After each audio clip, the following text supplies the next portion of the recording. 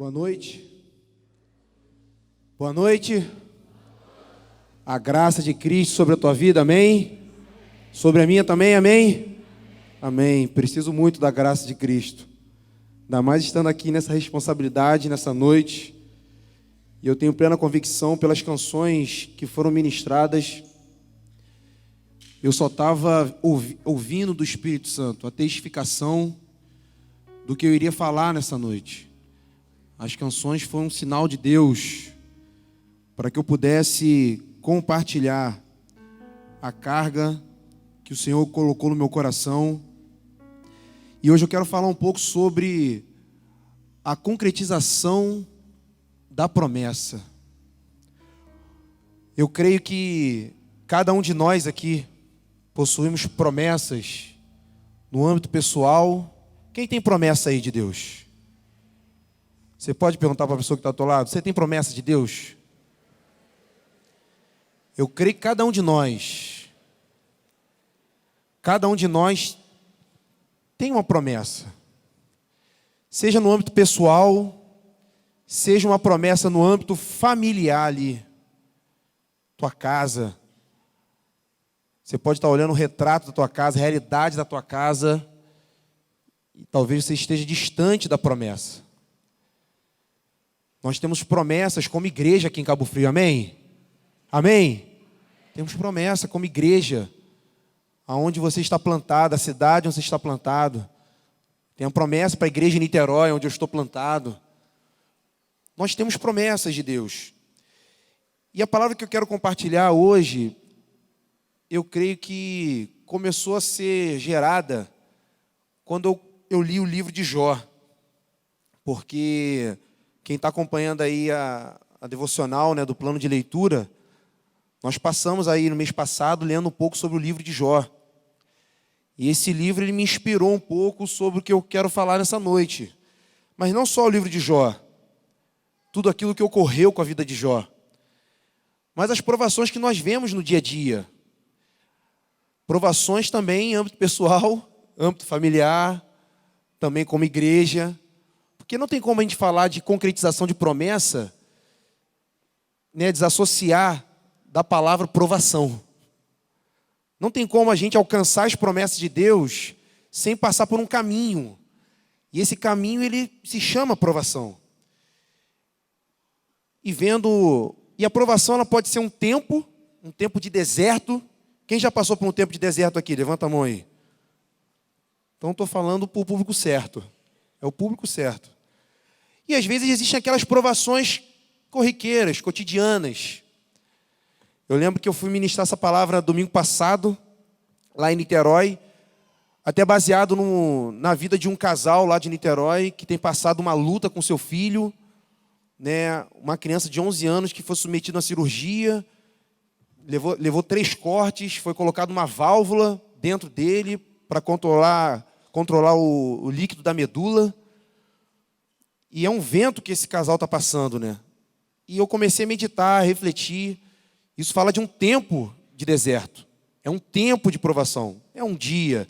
Mas existem as provações corriqueiras. E domingo passado eu ministrei lá em Niterói. Eu creio que Deus quis me dar uma provada. Na sexta-feira anterior à palavra que eu ministrei em Niterói, eu estou saindo da Marinha para estar com um casal. Cheguei no estacionamento, tranquilinho. Normalmente o estacionamento fica cheio de carro na fila na hora de sair, lá no centro de Niterói. E normalmente eu vou para essa fila, começo a contar o dinheiro lá. E para pagar R$7 a diária lá, né? Que fica R$7 o dia todo. E eu atravesso de barco e vou para a Marinha. Então na volta, estava cheio de carro, esperei os carros saírem.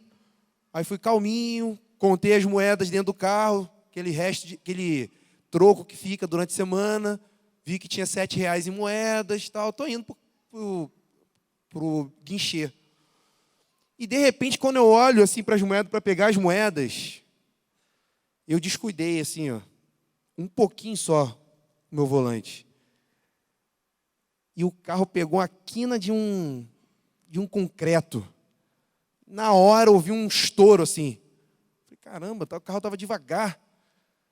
Aí quando eu saí do carro, o pneu tinha estourado. O pneu estourou, apareceu um camarada assim, rapaz, tu estourou o pneu, cara, e esse pneu é caro pra caramba, rapaz. Aí eu olhei assim para ele, não, obrigado, cara, tá joia. O pneu em torno de R$ 800, o pneu. E eu olhei aquilo ali, atrasado para aconselhamento, falei, Senhor, peguei lá o macaco, tal, troquei o pneu, aquela coisa toda, e eu vi claramente como que a gente pode reagir mal ou reagir bem a uma circunstância. Nós falamos aqui de tempestade, que a tempestade é você, a chuva forte é você. Quando a gente está desempregado, a gente tem que ver Deus no desemprego.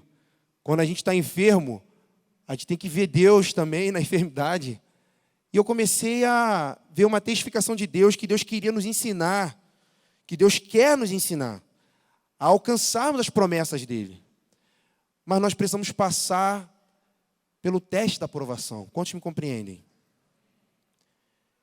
Precisamos passar por esse caminho.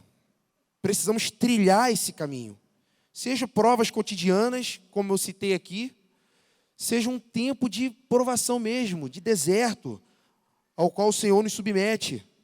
O autor aos Hebreus, ele chega a dizer que nós devemos manter firme, com convicção, a confissão da nossa esperança. Porque fiel é aquele que prometeu. Aqui ele está falando da promessa. A promessa, com A maiúsculo, não as promessas, ele está falando de uma promessa específica, que nós devemos manter firme a confissão da nossa esperança, porque fiel é aquele que prometeu. E Deus prometeu o que para nós? Qual é essa promessa maior?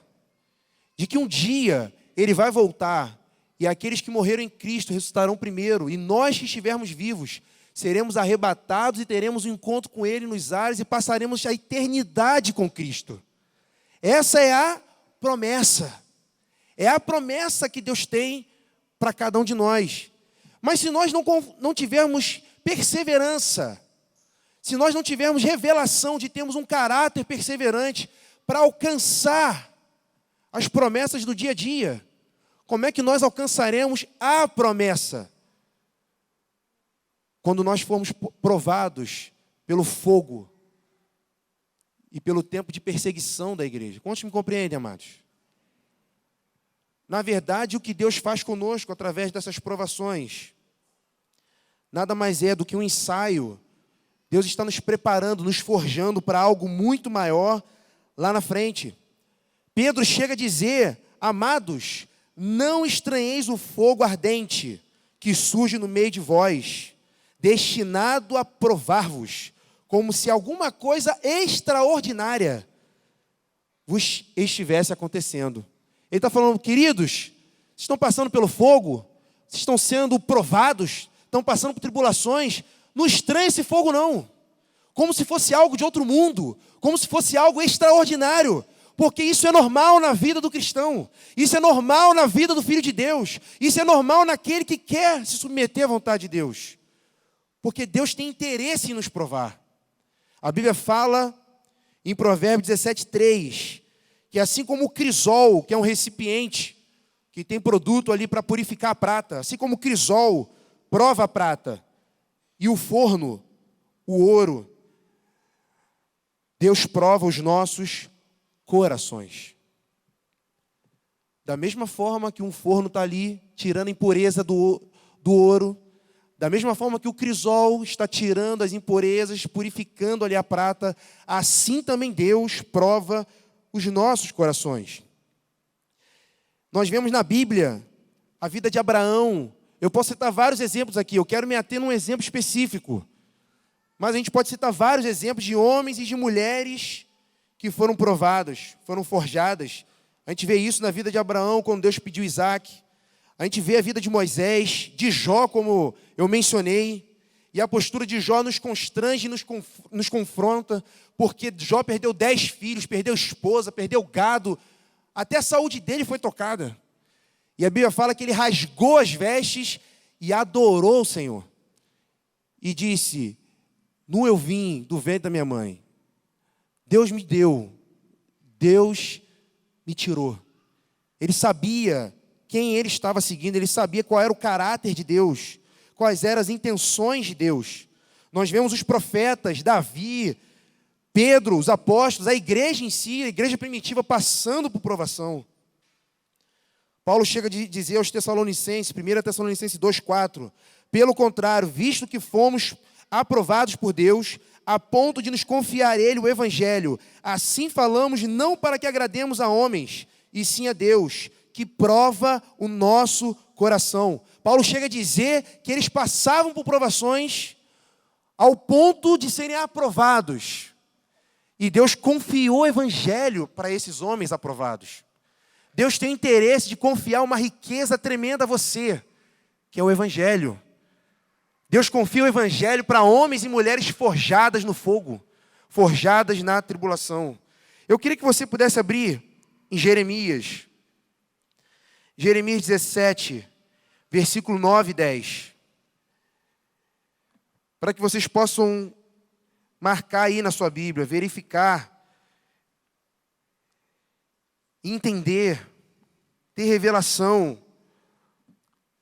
de quais são os intuitos de Deus para conosco.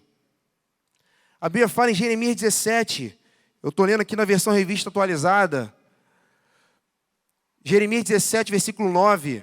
Eu sei que às vezes é projetado aqui, mas seria bom você abrir aí na sua Bíblia, ou ligar no seu celular, compartilhar com a pessoa que está do teu lado, marca na tua Bíblia.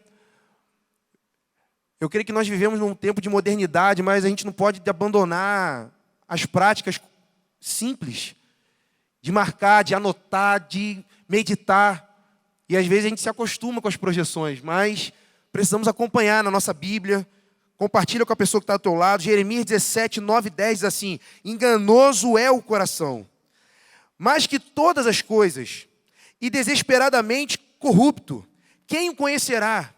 Eu, Senhor, esquadrinho o coração, eu provo os pensamentos. E ele continua, e isto para dar, diz assim comigo, para dar a cada um segundo o seu proceder, segundo o fruto das suas ações. Aqui fica claro que o Senhor ele tem uma promessa para cada um. O Senhor ele é galardoador daqueles que o buscam, daqueles que o temem, daqueles que creem que Ele existe. Está lá em Hebreus. E Ele tem prazer em abençoar os seus filhos.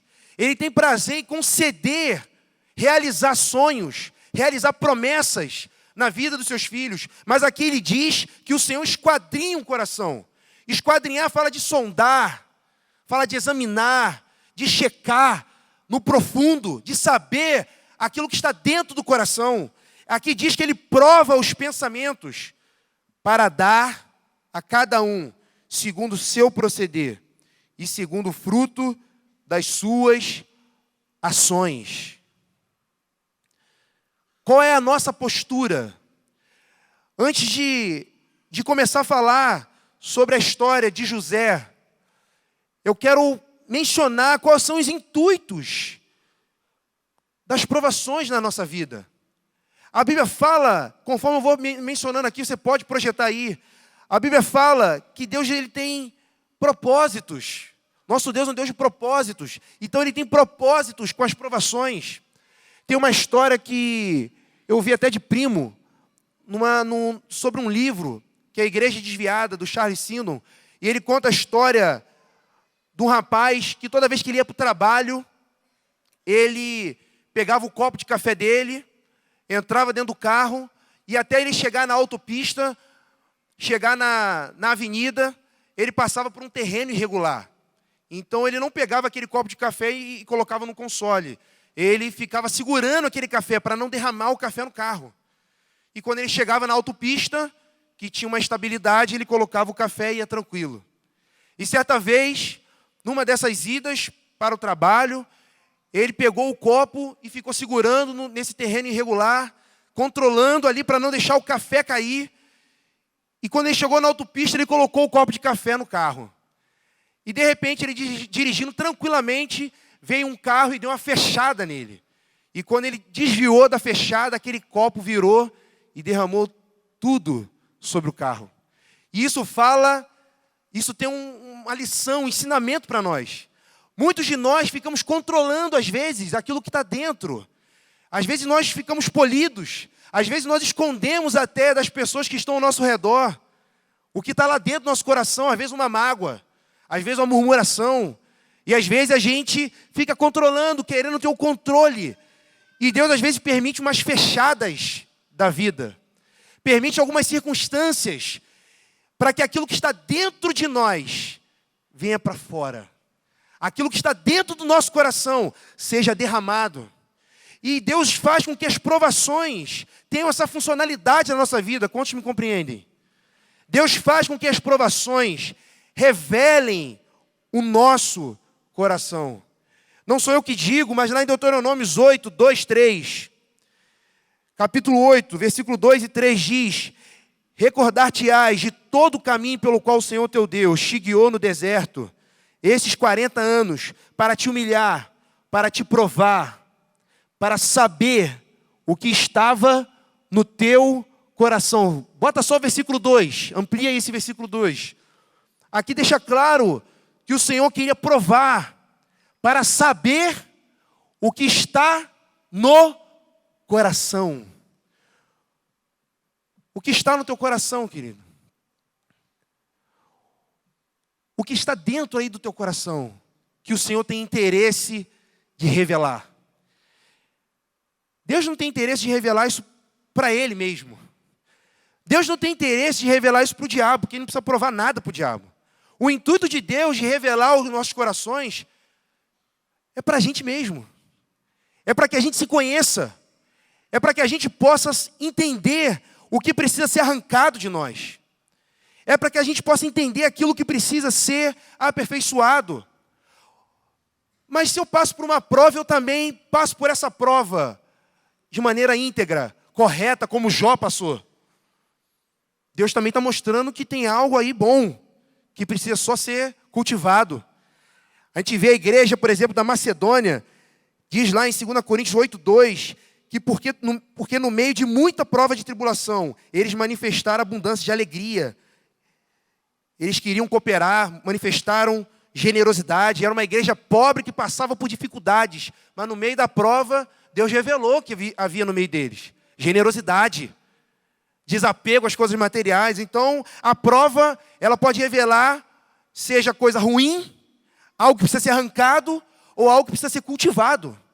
Mas a verdade é que o Senhor tem o intuito de revelar o nosso coração. O segundo intuito que o Senhor tem com as provações está lá em Deuteronômio 13:3.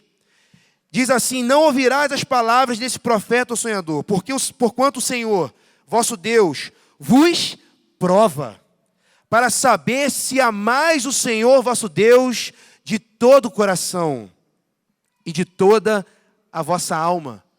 Deus, através das provações, também revela qual é o nível de amor que nós temos por Ele. Deus, através das provações, Ele mostra se realmente o que nós declaramos, às vezes até através de canções, como diz David Keelan, que nós não falamos mentira, mas nós cantamos mentiras. Se aquilo que nós estamos cantando, falando, orando, na hora que o bicho pega, na hora que vem um vento, na hora que vem a tribulação, na hora que vem a disciplina, na hora que vem o agir de Deus, se realmente nós manifestamos e vivemos esse amor que nós declaramos. Quantos me compreendem? Deus fez uma promessa para Abraão, de que a descendência dele seria como a areia do mar, como as estrelas do céu. E quando ele tem o filho da promessa, que é Isaque, Deus provou Abraão.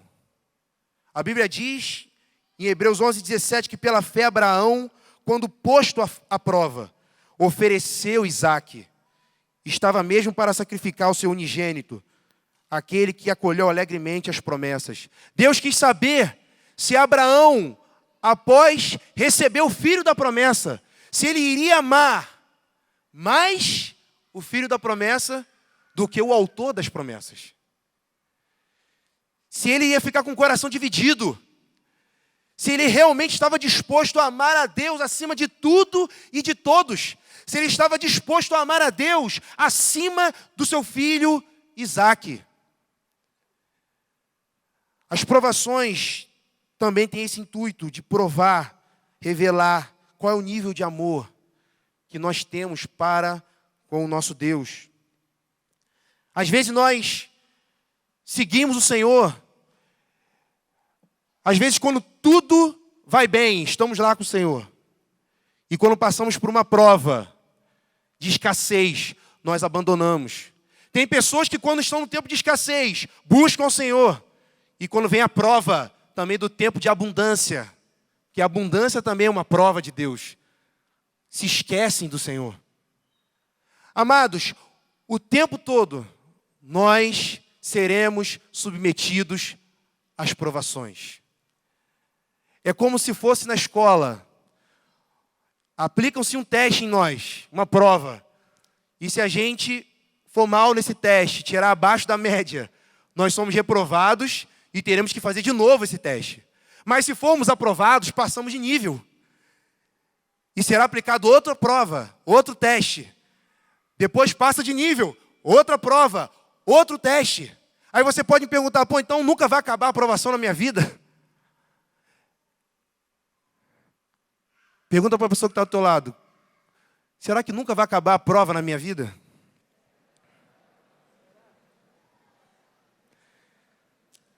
Talvez não é um assunto que você gosta de comentar, de ouvir.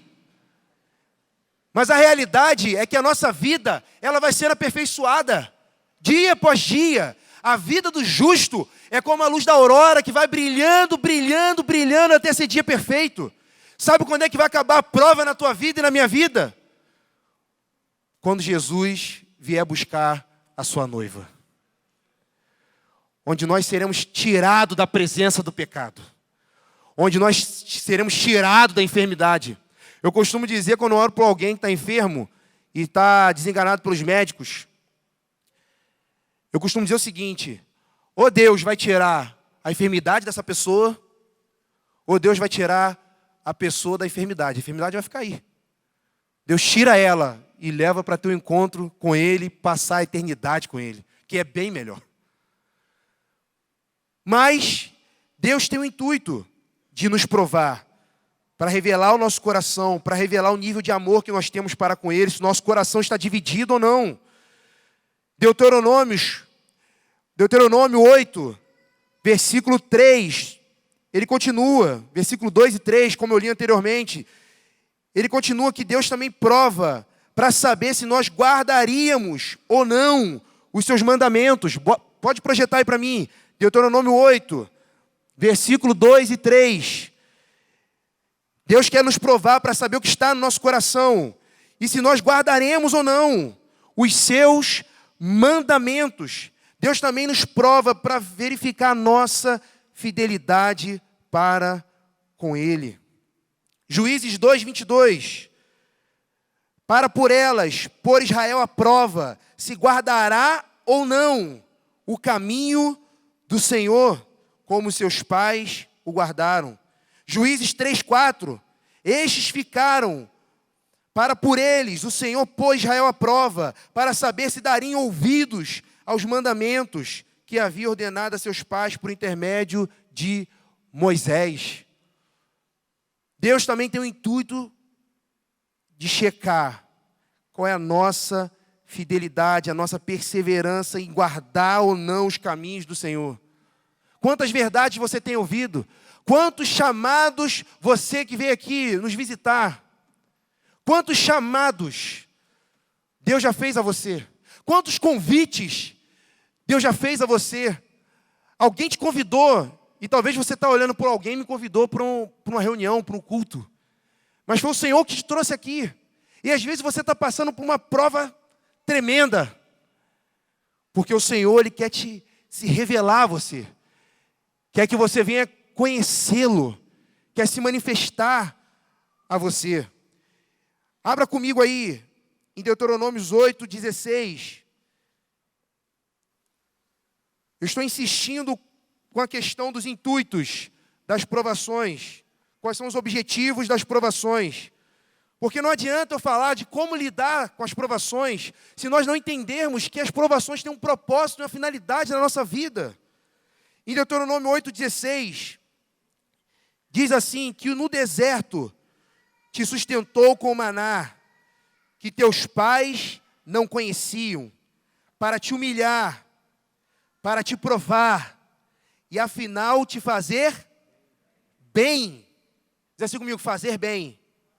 Fazer bem. A gente pode estar passando por humilhação, como disse aqui.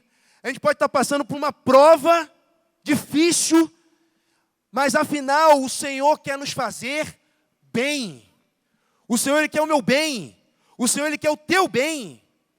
A Bíblia fala que Deus faz com que todas as coisas cooperem para o bem daqueles que amam a Ele, daqueles que foram chamados segundo o seu propósito.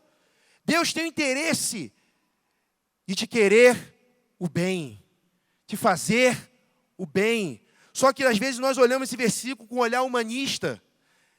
E o fazer o bem a gente acha que é o nosso conforto. Mas às vezes o fazer o bem é colocar um desconforto em nós, é tirar da zona de conforto, é permitir uma prova para que a gente seja aperfeiçoado. Vamos lá para o Novo Testamento. Vamos abrir a Bíblia hoje. Tiago, capítulo 1. Tiago, capítulo 1, versículo 2, 3 e 4. Ele diz assim: meus irmãos, tende por motivo de alegria o passarde por várias provações, sabendo que a provação da vossa fé, uma vez confirmada, produz perseverança. Ora, a perseverança deve ter ação completa, para que sejais perfeitos e íntegros, em nada deficientes. Eu disse que a provação, ela revela o nosso coração. Eu disse que a provação, ela revela o nosso nível de amor. Eu disse que a provação, ela mostra qual é a nossa fidelidade. E a provação também, ela tem a finalidade de gerar crescimento em nós.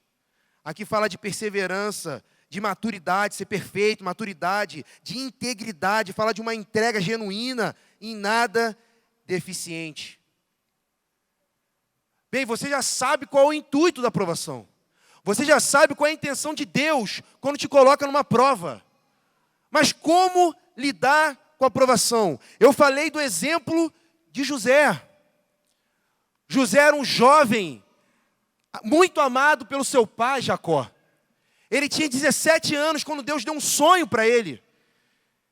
Deus deu um sonho para José, que ele estava num campo, e o feixe de trigo dos seus irmãos se prostravam perante ele, como se ele tivesse autoridade sobre os irmãos. E Deus deu outro sonho para José, confirmando esse primeiro, de que 11 estrelas se prostravam diante dele, e o sol e a lua também se prostravam diante dele. O sol representava Jacó,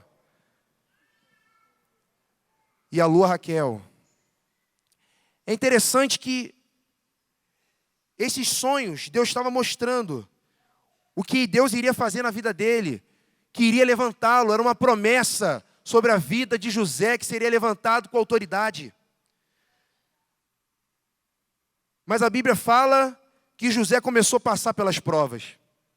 E eu quero mencionar 3 provas aqui que José passou, e que nós estamos sujeitos a passar.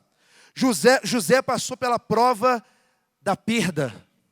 Porque quando ele conta essa notícia para os irmãos e para o pai, os irmãos ficaram com inveja.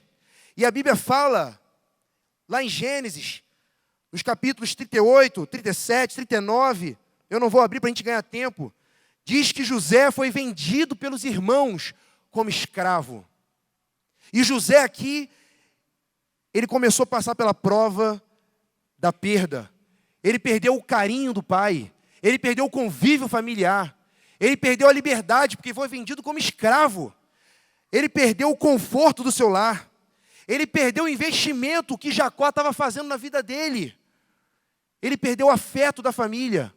Quantas perdas nós não temos na nossa vida?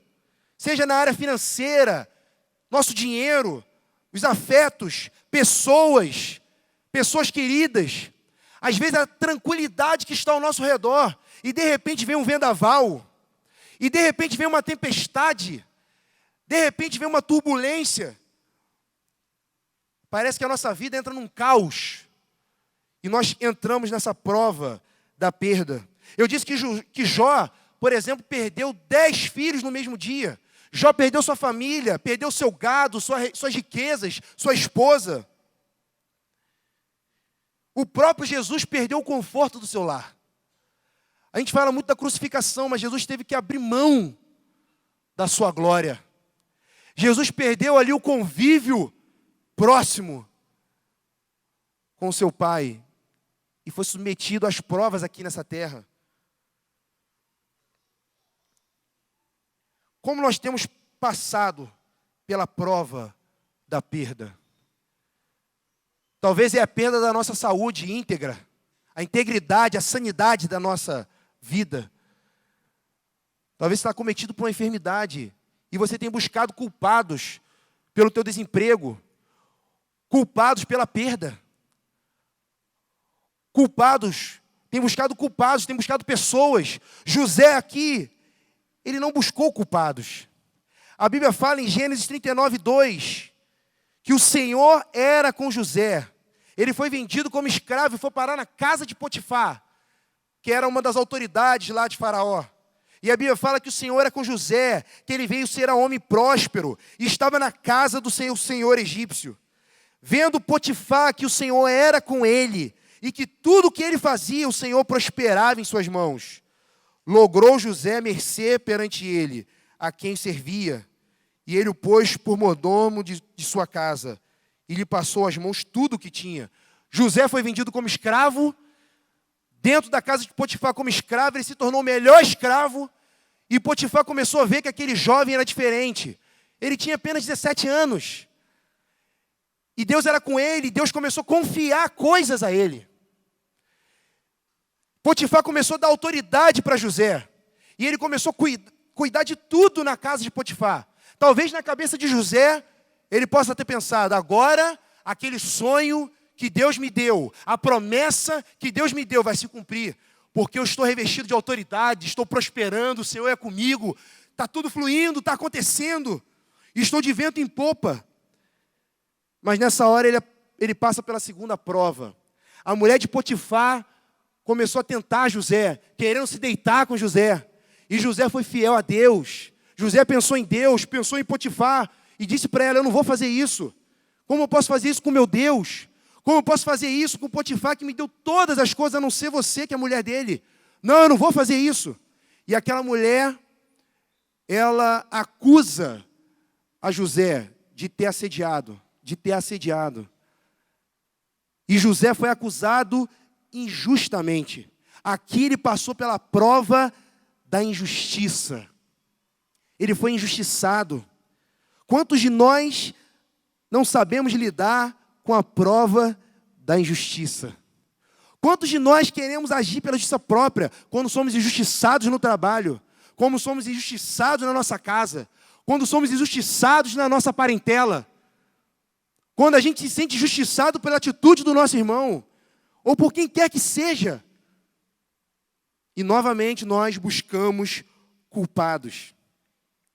Queridos, escuta uma coisa, nós precisamos tomar o cuidado com aquilo que nós fazemos, porque se nós reagimos mal a uma prova de Deus, nós podemos trazer consequências ruins para nós, podemos trazer consequências ruins para a nossa casa, podemos trazer consequências ruins até para o corpo de Cristo, por não saber passar pela prova da injustiça.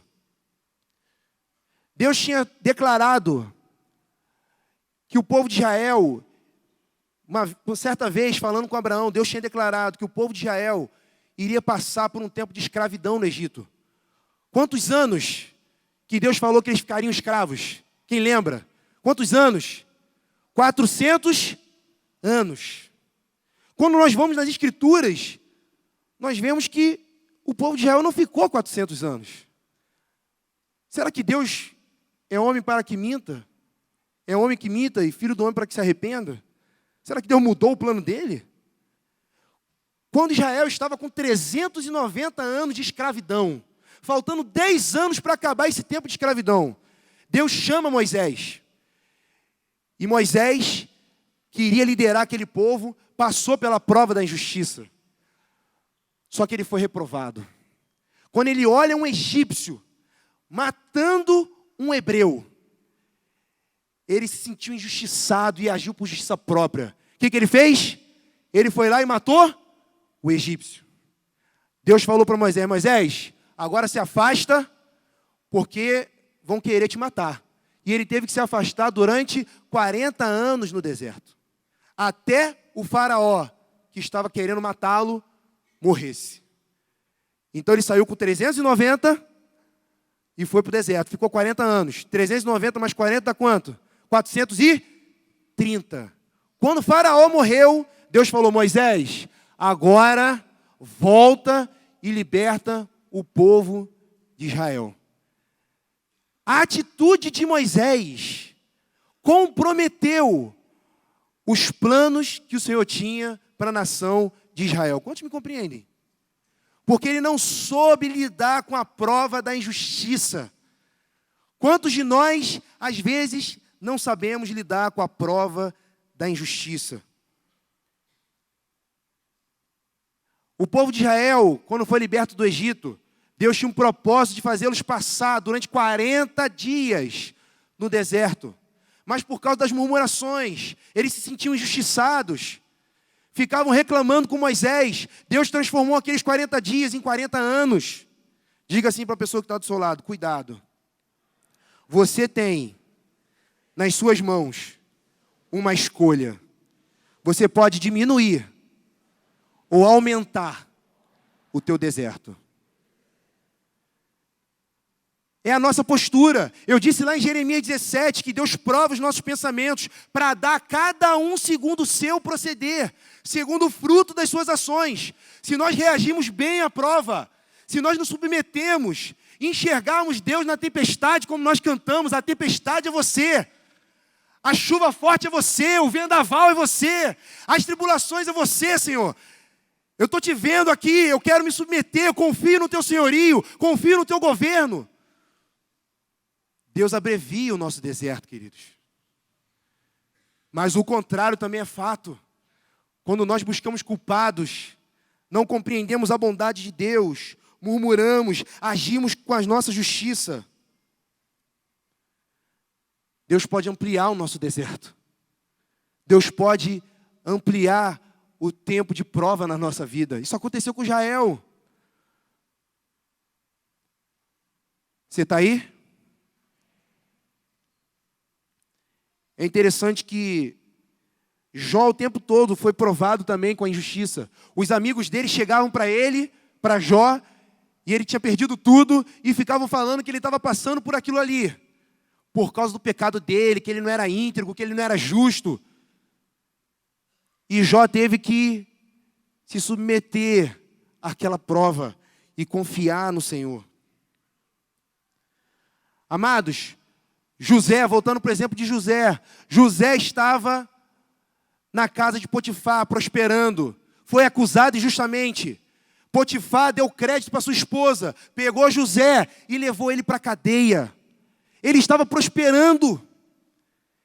Ele estava indo de vento em popa. Talvez pensando que a promessa iria se cumprir. Mas Deus levou ele para mais uma prova. E ele foi injustiçado e foi parar na cadeia, na prisão. A Bíblia fala que nós devemos ser prontos para ouvir, tardio para falar, tardio para se irar, porque na ira do homem não opera a justiça de Deus. Se sentiu injustiçado, fica pronto para ouvir. Aquieta a tua alma, aquieta, não fala, não age. Porque se nós agimos pela nossa justiça própria, a justiça de Deus não tem como operar. Amados, a palavra do Senhor declara que do Senhor pertence a vingança. É o Senhor que cuida das nossas causas. Mas cuidado, porque tem gente que confia nisso. Realmente do Senhor é vingança. E tem gente que começa a fazer aquelas orações vingativas. Senhor, do Senhor é vingança, então opera. É como se fosse uma macumba gospel. Pessoas que ficam orando, pedindo para Deus operar a vingança. Não é isso que eu estou falando. Eu estou falando de confiar na soberania de Deus. Eu estou falando de confiar que Deus não tarda. Confiar que Deus é soberano, assim como Jó declarou. O meu Redentor vive e ele há de se levantar sobre toda a terra. Deus quer gerar essa fé no nosso coração, de confiarmos mesmo quando nós passamos por injustiças. Gênesis 39, 21. Depois que José foi parar na prisão, ele passou pela terceira e última prova. Gênesis 39, 21, você pode abrir aí, se quiser projetar aqui, pode projetar. A Bíblia fala que o Senhor, porém, era com José, e lhe foi benigno, e lhe deu mercê agora, não perante mais Potifar, porque ele estava na cadeia, mas deu graça perante ao carcereiro, o qual confiou às mãos de José todos os presos que estavam no cárcere. E ele fazia tudo quanto se devia fazer ali. E nenhum cuidado tinha o carcereiro de todas as coisas que estavam nas mãos de José. Porquanto o Senhor era com ele, e tudo que ele fazia, o Senhor prosperava. Veja bem, José foi vendido como escravo pelos seus irmãos, foi parar na casa de Potifar, Deus era com ele prosperava, começou a governar tudo na casa de Potifar, foi acusado injustamente, passou pela prova da justiça, foi parar na cadeia. Chegou na cadeia, Deus era com ele, se tornou o melhor presidiário. Olha que ponto ele chegou. Se tornou o melhor presidiário, o carcereiro deixou tudo na mão dele, ó. Governa tudo aí, ó, administra a cadeia aí. Vinha um preso falar com o carcereiro, olha só, a gente está sem água, a comida está fria, ó, fala com José. José que é o cara que administra. Porque o Senhor era com José, ele estava prosperando. Mas ainda faltava mais uma prova. Existiam dois homens que estavam presos com José. Um era o copeiro do rei, e o outro era o padeiro do rei. Eles tiveram um sonho, e José interpretou os sonhos deles. E José falou com o padeiro, olha só, dentro de 3 dias, você vai perder sua cabeça. E falou para o copeiro, dentro de 3 dias, você vai ser readmitido no seu cargo de copeiro do faraó. Quando chegar lá, lembra de mim, pô. Menciona para Faraó que você me conheceu, que você sabe que eu tenho uma boa índole, que eu sou um homem de Deus. E o copeiro foi readmitido. A Bíblia fala que o copeiro foi readmitido. Versículo 23 do capítulo 40. O copeiro-chefe, todavia, não se lembrou de José, porém dele se esqueceu. Aqui foi a prova do silêncio. Eu creio que José ficou lá esperando 1 dia, 2 dias, 3 dias, 4 dias, 5 dias e nada. Nada de chegar uma notícia, ó, Faraó está te chamando. Aqui foi uma prova do silêncio, talvez da ingratidão, porque aquele copeiro se esqueceu de José. E passaram-se os dias, os meses, passaram-se 2 anos, imagina, queridos. Passaram-se 2 anos ele preso, sem ninguém lembrar dele. O copeiro não lembrou dele.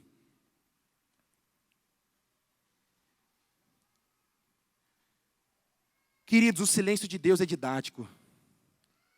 O silêncio de Deus nos leva a um nível de dependência e de perseverança. Quantos não oram, ou já oraram, e parece que Deus não responde a oração? Parece que no meio do vendaval a gente não consegue ouvir Deus. As coisas não mudam. Passa ano após ano, e o filho que estava perdido nas drogas continua. Passa ano após ano, e não tem uma estabilidade financeira. Ano após ano, passa por ventos de enfermidades constantemente.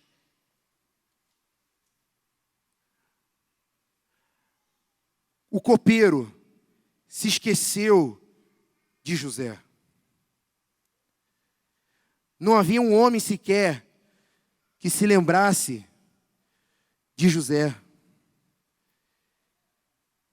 Ele deveria estar em crise dentro daquela cadeia. Quando ele pensava na promessa de Deus, ele via que ele estava a quilômetros de distância da promessa de Deus sobre a vida dele. Às vezes nós passamos por um deserto e queremos ser mimados pelas pessoas, queremos que as pessoas venham falar conosco, e às vezes ninguém fala. Às vezes entramos num tempo de disciplina, isso acontece muito. Entramos num tempo de disciplina e ninguém manda um WhatsApp para nós.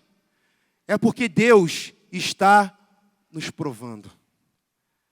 O silêncio de Deus gera dependência. O silêncio de Deus nos educa.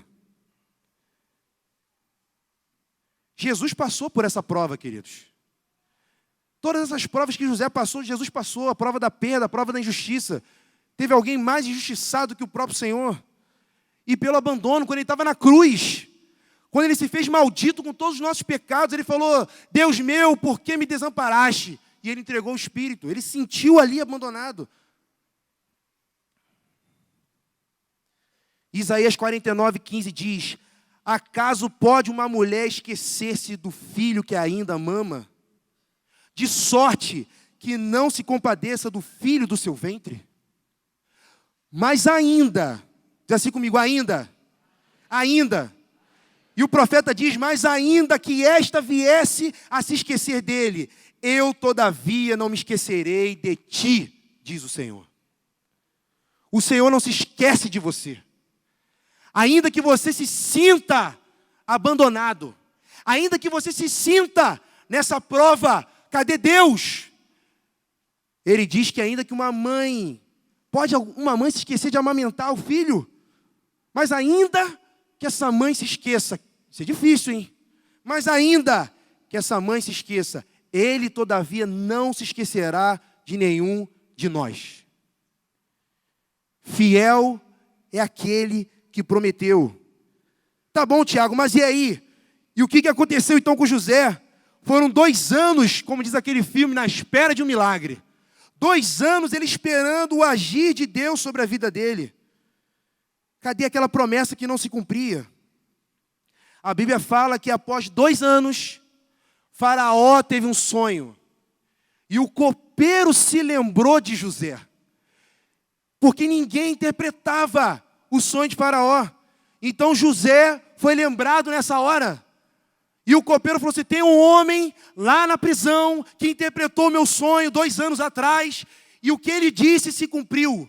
E Faraó manda chamar José. Queridos, José teve o sonho dele com 17 anos. E Faraó manda ele chamar ele naquela hora, naquela cadeia. José já estava com 30 anos. Já tinham se passado 13 anos. E é interessante que Deus coloca José como governador de todo o Egito. E Deus mostra, através da vida de José, que as terras, as nações, passariam por um tempo de abundância de 7 anos. E depois viria um tempo de escassez de mais 7 anos. Então José começou a administrar o Egito com toda a sabedoria. E ele ficou 7 anos administrando esse tempo de bonança. Então ele já estava com 37, 20 anos após aquele sonho que ele teve com 17 anos. E o que eu acho interessante é que a família de José foi até o Egito em busca de mantimento. E quando eles chegam perante José, José se disfarça, não deixa ser reconhecido por eles. E José começa a dar alguns mantimentos, reúne toda a família, traz o irmão mais novo. E tem um momento que José se revela. E quando José se revela, a Bíblia diz que aqueles homens ficaram incomodados, ficaram preocupados. Eles acharam que José ia pagar o mal com o mal, que José iria matá-los nessa hora. E em Gênesis 45, 5, 9, José declara para os seus irmãos: agora, pois, você pode abrir Gênesis 45, estou terminando, versículo 5 ao 9. Diz assim: agora, pois, não vos entristeçais, nem vos irriteis contra vós mesmos, por haverdes me vendido para aqui, para o Egito. Porque para a conservação da vida, quem enviou? Deus me enviou adiante de vós. José viu Deus naquela tragédia, naquela traição, quando eles venderam José para o Egito. Porque já houve 2 anos de fome na terra, e ainda restam 5 anos, em que não haverá lavoura nem colheita. Deus me enviou adiante de vós, para conservar a vossa sucessão na terra, e para vos preservar a vida por um grande livramento. E ele continua: assim, não fostes vós que me enviaste para cá, e sim Deus, que me pôs por pai de Faraó e senhor de toda a sua casa, e como governador em toda a terra do Egito. Quantos me compreendem, queridos? Foi o próprio Deus, ele viu Deus. Ele viu Deus naquele mal. Gênesis 50, 19 e 20. Eu quero abrir também com vocês, pode projetar. Respondeu-lhe José: não temais, acaso estou eu em lugar de Deus? Vós, na verdade, intentastes o mal contra mim, porém Deus o tornou em bem, para fazer como vedes agora, que se conserve muita gente em vida. Deus transformou aquele mal em bem. Hoje, se existe a nação de Israel, é porque José passou por essas provas e se manteve firme e fiel a Deus. E a linhagem de todos aqueles príncipes de Israel foi mantida. Porque nenhum deles se perdeu, nenhum deles morreu sem deixar descendente. Queridos, Deus não joga dados, como disse Einstein. Deus não joga dados, não fica brincando conosco. Deus não faz nada no improviso. O nosso Deus é um Deus de propósito, como eu disse, e faz com que todas as coisas cooperem para o propósito dele. Deus fez, olha o que Deus fez na vida de José. Deus não entregou o Egito na mão de um menino sonhador de 17 anos. Deus entregou o Egito para um homem forjado no fogo. Um homem forjado na prova. Um homem de caráter, de sabedoria, temente a Deus, que anda em retidão. Quantos me compreendem? Deus tem um intuito com as provas na nossa vida. E eu não sei como você tem lidado. Eu não sei como você vai lidar. Não estou profetizando tribulações. Mas como eu disse, nossa vida, ela é feita de provações. E se Deus está trazendo essa palavra aqui, é certo que Ele está nos vacinando. Quando eu trago essa palavra aqui, eu fico com temor. Porque a espada que corta aí, ela corta aqui primeiro, queridos. E eu peço a Deus misericórdia, para que eu venha compreender as provações. Eu digo que eu não preciso nem compreender. Eu preciso me submeter. Porque às vezes nós não entendemos os caminhos de Deus, mas nós precisamos confiar nas intenções dele. Às vezes você não entende o caminho, mas confia. Pensamento de paz, não de mal, ele tem a respeito de nós. É ele que disse isso, para alcançar o fim que desejamos. Ponha-se de pé em nome de Jesus.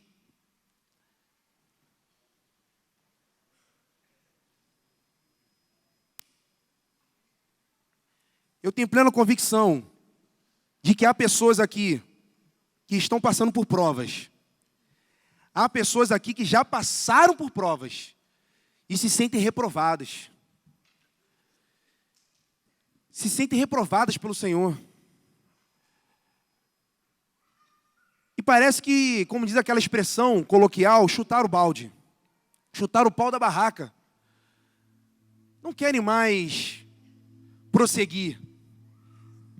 Até porque não querem mais serem submetidos a provas novas, a tribulações novas.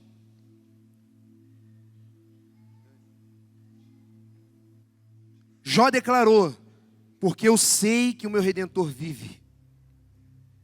Eu sei que o meu Redentor vive. Eu vou declarar de novo: eu sei que meu Redentor vive. E por fim se levantará sobre a terra. Ele há de se levantar na tua vida. Ele há de se levantar na tua casa. Ele há de se levantar na tua família. O teu Redentor vive. Ele não está morto. Deus não está morto, mas Ele vive.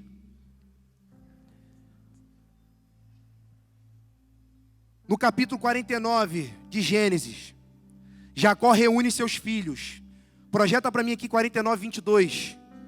Jacó reúne seus filhos e começa a profetizar sobre cada filho. Judá, você é um leãozinho, tal, não sei o quê. Começa a profetizar. E olha o que ele profetiza sobre José. José é um ramo frutífero. Um ramo frutífero junto à fonte, junto ao Senhor, junto à fonte, ao rio do Espírito Santo, plantado na terra que se chama igreja. Seus galhos se estendem sobre o muro, sobre as muralhas, sobre as tribulações, sobre as enfermidades, sobre as perdas, sobre as injustiças, sobre o silêncio, sobre o abandono, sobre a ingratidão. É um ramo que ultrapassa os obstáculos. O Senhor quer te fazer um ramo frutífero. O Senhor quer te fazer um ramo plantado junto às águas. O Senhor quer te fazer um ramo cujos ramos venham ultrapassar muralhas, saltar muralhas, ultrapassar obstáculos. Nós precisamos saber qual é o caráter de Deus, queridos. Nós precisamos parar de olhar para Deus como se Deus... A gente fala assim, não, Deus é pai, não é padrasto. Mas por isso mesmo que Ele é pai, Ele vai nos provar, Ele vai nos aperfeiçoar. Não estranheis o fogo que arde no meio de vós. Deus tem interesse em revelar o nosso coração. Deus tem interesse em expurgar aquilo que é ruim, em cultivar aquilo que é bom. Deus tem interesse em te mostrar qual é o nível de amor. Certa vez Pedro declarou que amava o Senhor e queria com Ele até a morte, e ele foi provado. Quando ele foi provado, ele abandonou o Senhor. Mas o Senhor foi atrás dele, porque o Senhor jamais se esquece de nós. O Senhor jamais esqueceu de você. Ele está falando contigo agora. E Jesus restaura Pedro, traz ele de volta para o propósito. Deus tem um propósito, uma promessa sobre a tua vida. Para de olhar para as tribulações como se elas fossem maiores que o teu Deus.